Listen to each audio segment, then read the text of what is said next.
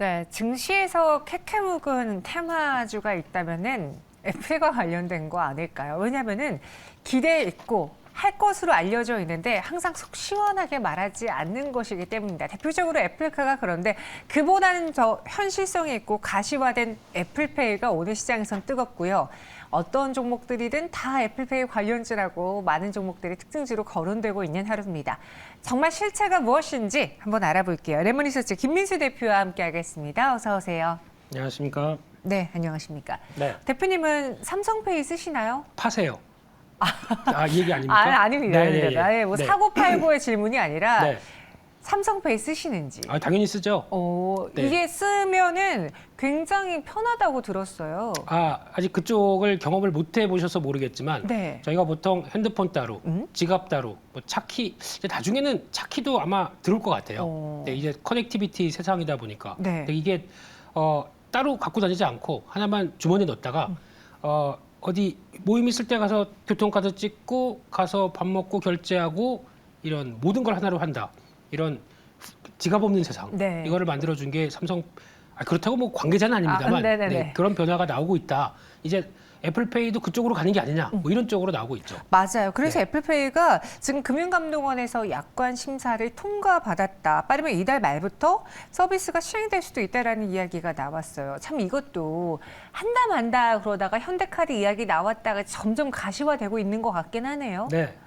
인류에 풀리지 않는 숙제. 네. 애플과 관련된 이야기죠. 애플과 네. 관련된 얘기 또 나왔습니다. 벌써 맞아요. 저만 이슈 한 3번째 하는 것 같은데요. 똑같습니다. 이슈 나왔을 때 그냥 파세요. 그게 맞다고 봐야 될 것 같고요. 네, 마지막에 여쭤보려고 했는데. 네, 다 했습니다. 네. 네, 근데 지금 얘기론 진행되는 상황은 금융감독원에서 애플페이 관련된 승인 심사는 약관 심사죠. 이쪽은 거의 마무리가 됐다라고 얘기를 하고 있고요. 거기 이제 중요한 게 이제 필요하게 되면 절차가 중요하겠죠. 그중에 절차인 NFC 호환 관련된 신용카드 쪽에 어떤 단말기 보급 관련된 쪽 이쪽을 좀 더 들여다보고 있다. 한쪽이다 보니까 거의 뭐 똑같습니다. 다 됐다. 원래는 11월 30일 날부터 시행한다라고 하다가 지금 이제 심사가 완료되면은 근데 또 조만간 네, 언제죠? 네. 네, 그냥 조만간. 네. 애수순애주 파시블. 네. 죄송합니다. 잘하셨습니다. 네. 예. 그렇게 좀 아직은 계속 살아있는 모멘텀이지만 이슈가 나왔을 때마다 잠깐 장중에 움직였다가 바로 하락하는 한계 이거를 좀 보여주는 것 같습니다. 네, 말씀해 주신 것처럼 그 인프라가 이번에도 구축이 되어야 되잖아요. 네. NFC 단말기 인프라가 부족하기 때문에 이게 쓸 수 있다고 하더라도 지금 당장 선전하기는 어려울 거다라는 분석도 있어요.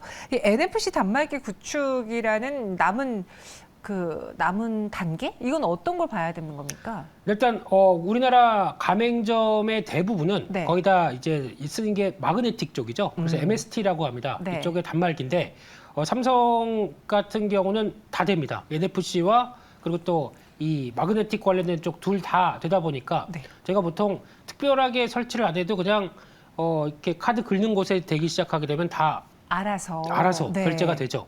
근데 애플은 좀 다릅니다. 결제 가능한 NFC 단말기가 따로 있어야 되는데요. 그런 쪽이 그러면 애플도 똑같은 NFC 근거리 무선 통신인데 다 삼성과 똑같이 되는 거 아니냐? 다릅니다. 왜냐하면 지금 그 유로페이, 뭐 마스터, 비자 이쪽에 3대 글로벌 신용카드사가 제공하는 또 다른 국제 결제 표준안이 따로 있는 NFC에다 보니까 이게 같이 연동될 수가 없습니다. 그래서 새로 마련돼야 되겠죠. 이게 또 하나의 불편을 초래하는데 이걸 가지고 이제 또 다 보급이 되기 시작해야 애플페이도 같이 찍는데 또 하나 중요한 거는 아직 교통카드가 안 됩니다. 이것도 또 하나의 단점이라고 봐야 되겠죠. 네, 오늘 관련해서 한국정보통신이라던가 나스정보통신, KG 이니시스가 관련주로 상승을 했어요. 이 대표적으로는 그 카드 단말기 위탁 업체 벤사잖아요. 그렇죠. 요대 쪽으로 주가 수혜가 좀 한정된 혹은 뭐 집중된 이유가 있을까요? 애플페이가 도입된다고 하면은 시장에서의 가장 큰 수혜 변화를 볼 수 있는 분야는 이곳입니까? 벤사? 보통 이제 전자결제를 한다라고 네. 하게 되면 결제를 대행을 해주다 보니까 이쪽이 애플페이도 하나로 추가로 뭔가 연결될 수 있겠구나라고 하게 되면 결제 금액이 늘어날 거에 대한 기대감은 안고 있는데 하지만 자세히 보시게 되면은 지금 저희가 지갑에 돈이 없지. 네. 네, 페이는 여러 가지 많습니다. 네이버 페이도 있고 카카오페이도 있고 페이는 여러 가지 많은데 중요한 거는 이거를 자주 더 많이 쓰는 게 중요한 게 아니라 결국에는 다 내가 지불할 돈이 있느냐 이게 핵심이겠죠. 그래서 페이가 많이 나는 뭐 애플페이 쓴다, 나는 삼성페이 쓴다 이렇게 아무리 얘기를 해봐야 네. 그래 돈 얼마 있는데 거기서 이제 아무 얘기도 못 하게 되면 돈은 정해져 있죠. 돈은 없는데요. 아, 네네. 예, 이런 상황이 되다 보게 되면 아무래도 이제 소비 심리, 소비 능력과 또 연관이 될 수 있겠죠. 그런 쪽을 또 살펴봐야 될 걸로 보여지는데 그래서 지금 상황으로 보게 되면은 아직까지 전체 가맹점의 5% 이하가 지금 나오고 있는 애플페이 관련된 쪽을 지원한다라고 하게 되면 지금 아마 대형 가맹점들 그러니까 뭐 하이마트라든가 이런 대형 가맹점밖에 아직까지는 되지 않는 걸로 그렇게 봐야 될 것 같고요. 게다가 또 말씀드렸던 교통카드 지원이 안 됩니다. 네, 그런 쪽에서 특히 이 NFC 단말기를 애플페이를 위해서 따로 설치를 한다. 물론 하면 좋겠죠. 근데 비용이 한 15에서 20만 원 정도 들어간다고 합니다. 근데 그거를 보통 그러면 우리 카드사가 챙겨줄게 라고 하는데 이게 금융여신업법상으로 안 된다고 합니다. 왜냐하면은 이게 또 가맹점에게 특별한 보상이나 대우를 해주지 말라고 하는 법률이 있다 보니까 이걸 또 제공도 못 합니다. 그러면은 이게 과연 어떤 식으로 이제 보급을 계속 늘릴 것인가? 그러면 뭐 수수료를 몇 개월 동안 깎아준다든가 뭐 여러 가지 변화가 나오겠죠. 결국에는 현대카드가 약간 좀 손해를 감수하고도 좀 시장을 앞으로 커가는 시장을 대응하기 위해서 액션을 취한다는 쪽인데 수수료가 비쌉니다. 애플페이가 원래 다른 카드사와도 이 전자결제 관련된 대응을 맺을 때 지금 생각보다 높은 수치, 지금은 현대카드한테는 건당 0.1에서 0.15% 요구를 한답니다. 이거는 꽤 그래도 쌓이게 되면 큰 금액들이죠. 네. 네, 이런 상황들 쪽에서 그러면 현대카드 입장 쪽에서는 그래 그걸 감수하고 우리 애플페이랑 손잡기 위해서 뭔가 사업을 나간다고 하더라도 요 과정 쪽에서 그러면 나중에 연회비를 올리거나 애플페이를 쓰시는 분들한테 연회비를 올리거나 아니면은 또 소비자 혜택 그동안 뭐 포인트를 현대카드 같은 경우는 포인트 혜택이 좀 많죠 생각보다. 네. N포인트라던가. 예. 그렇죠. 예, 그게 좀 있는데 그거를 이제 0.1%가 아니라 0.005% 이런 식으로 깎을 수가 있겠죠. 그래서 이거를 어떤 식으로든 간에 혜택이 줄어든다고 하게 되면 애플페이를 굳이 써야 되나라고 하는 또 잘못하게 되면은 또 우려감이 나올 수도 있겠죠. 네. 아, 참 애매합니다. 그러니까 무언가 애플페이라는 새로운 시장, 새로운 뭔가 수단이 열린 건 알겠는데 이와 관련한 득실을 따져보자니 전체 쓸 수 있는, 결제할 수 있는 시스템은 한정되어 있고 정말 애플페이와 연관된 요거랑만 직결된 종목을 찾아보자니 또 그건 없어요. 그렇고요. 네. 그리고 우리가 한다는 얘기 애플도 한 번도 안 했습니다. 우리 한국에 여기까지 왔는데 하지 않을까요? 물론 저희가 결과를 지내보다 보니까 과정들이 이렇게 돼서 이제 애플페이가 들어오는구나 네. 싶은데 그러면 애플한테 가서 물어서 정말 해요? 이러고 있죠. 가만히 있죠. 네네. 이런 상황이 되다 보니까 이게 진행이 되는 건지 마는 건지 언제 하는 건지 아무것도 모르는 상황들이죠. 네.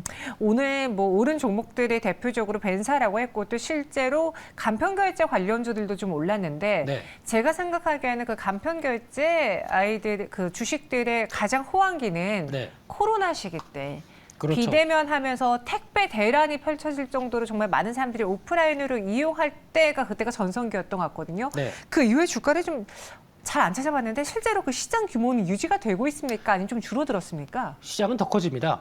그래요? 만약에 온라인이 아니라고 하더라도 오프라인도 똑같이 씁니다. 전자결제 페이 같은 경우도 약간 이제 경쟁이 좀 되다 보니까 그래서 이거를 하게 되면 어떤 달은 뭐 편의점에서 10% 할인 네. 뭐 이런 식으로 다 내걸다 보니까 오히려 지금 페이 쪽에 오프라인 그러니까 리오프닝 쪽에서도 오히려 성과를 내고 있다고 봐야 될 것 같고요.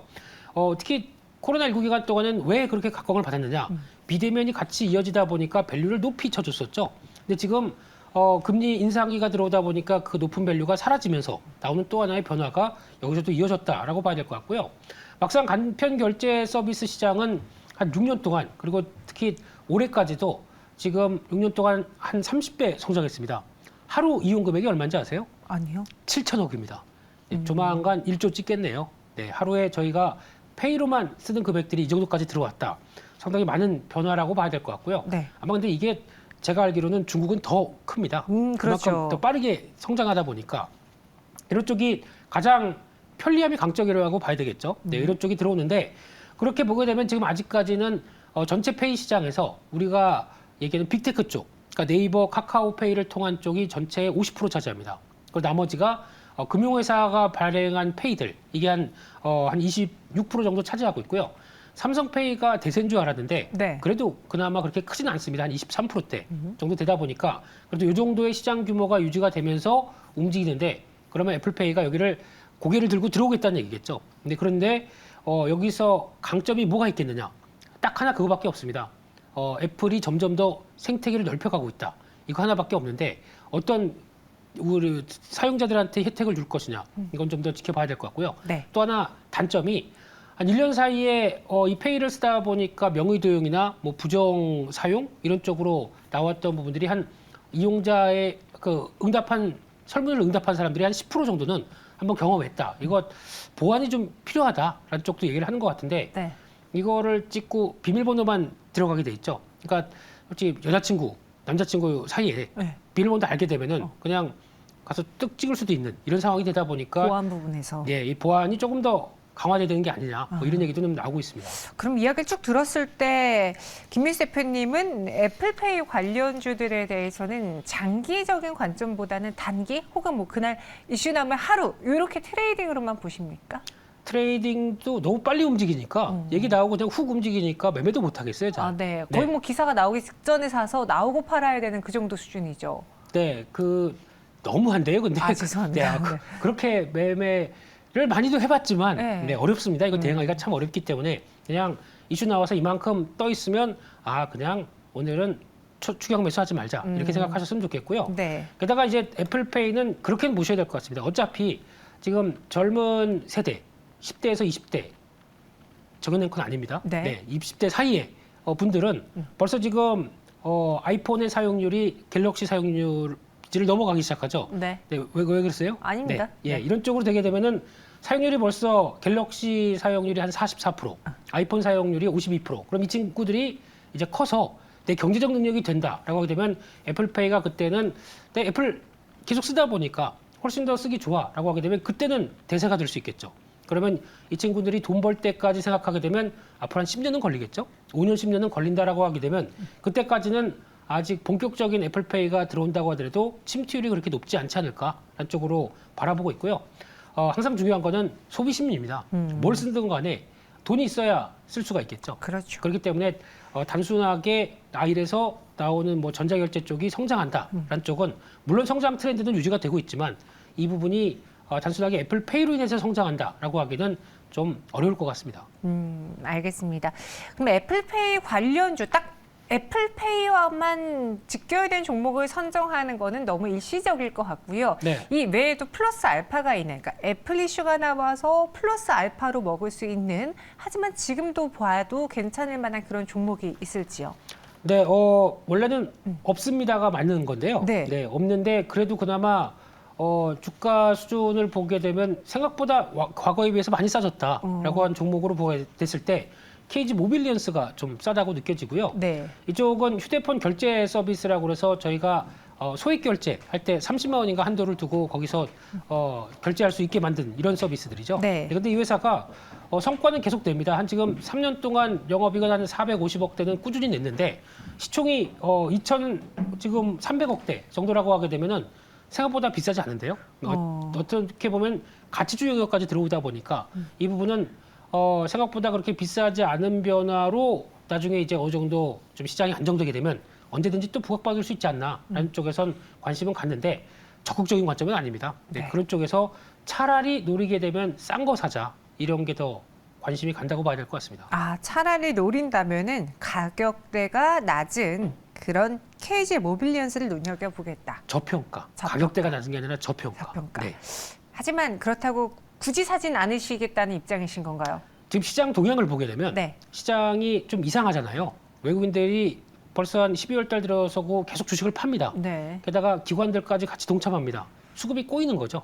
이런 장에서 무리하게 지금 주식 사기가 아직은 어렵다. 한쪽에서 지금 동향들 살펴볼 때가 더 중요할 것 같고요. 오늘 2,400선 지지 못하면 네. 그냥 또 훅 2,370까지 들어갈 자리이다 보니까 잘못하게 되면 이런 관리가 더 중요하겠다라는 쪽에 말씀을 드리고 싶습니다. 알겠습니다. 이렇게 오늘 애플페이 관련 이야기 나눠봤고요. 김민수 대표와 함께했습니다. 오늘 설명 고맙습니다. 감사합니다.